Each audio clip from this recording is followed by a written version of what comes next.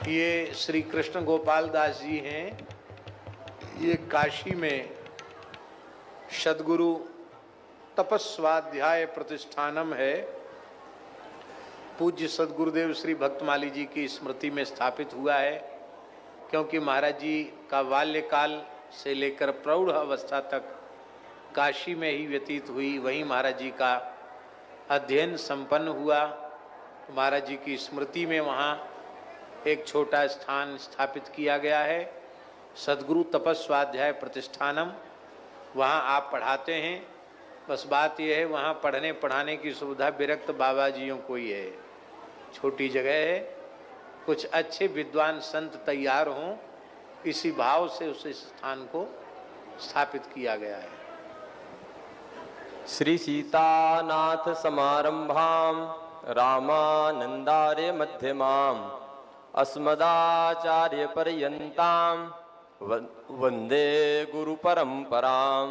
नमो गोभ्यः श्रीमतीभ्यः सौरभेभ्येव च नमो ब्रह्मसुताभ्यश्च पवित्राभ्यो नमो नमः।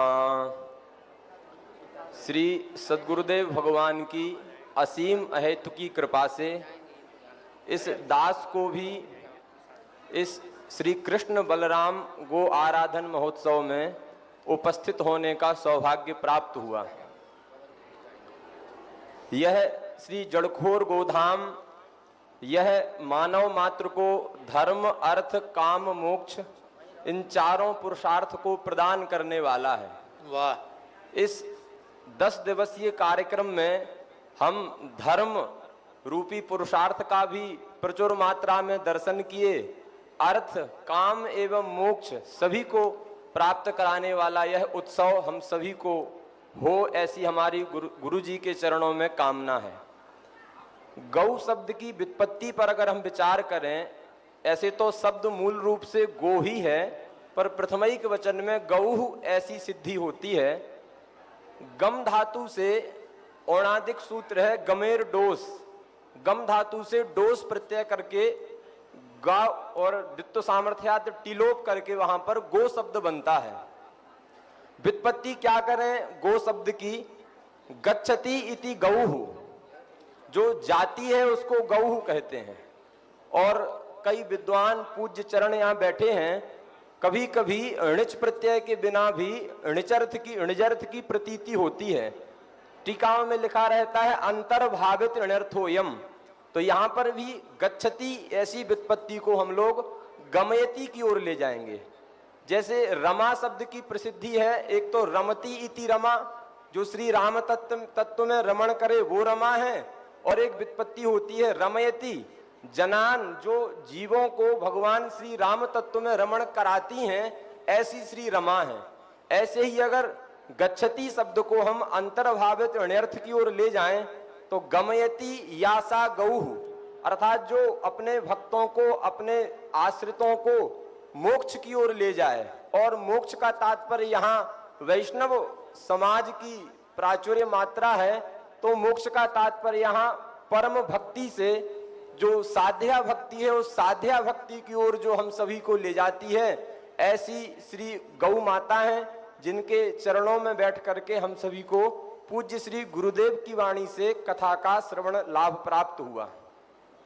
और यहाँ जो दिव्य प्रसाद मिला है, क्योंकि प्रसाद तो 2 प्रकार से होता है, महाराज जी ऐसा श्रवण कराते हैं, एक तो कथामृत और दूसरा प्रसादामृत।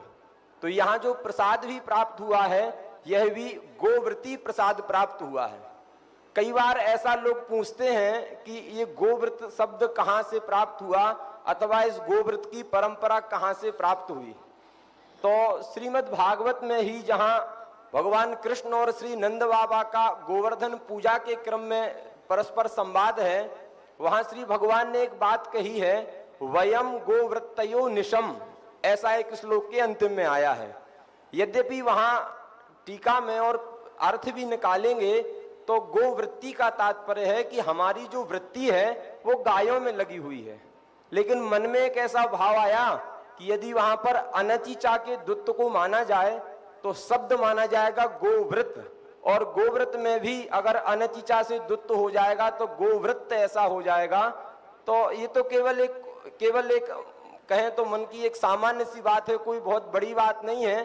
तो श्रीमद् भागवत में भी गोव्रत शब्द का उल्लेख जो है इस प्रकार से हम लोग मान सकते हैं।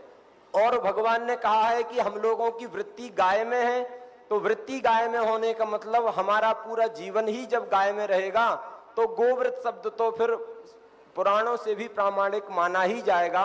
इन्हीं शब्दों के साथ अपने गुरुदेव के चरणों में वाणी को विराम देते हैं। श्री सीताराम। वयम गोव्रतयो निशम, बहुत अच्छी बात कही। तो कृष्ण गोपाल जी ने भी बड़ा संक्षिप्त और सारगर्भित कृष्ण गोपाल दास जी। हाँ, अब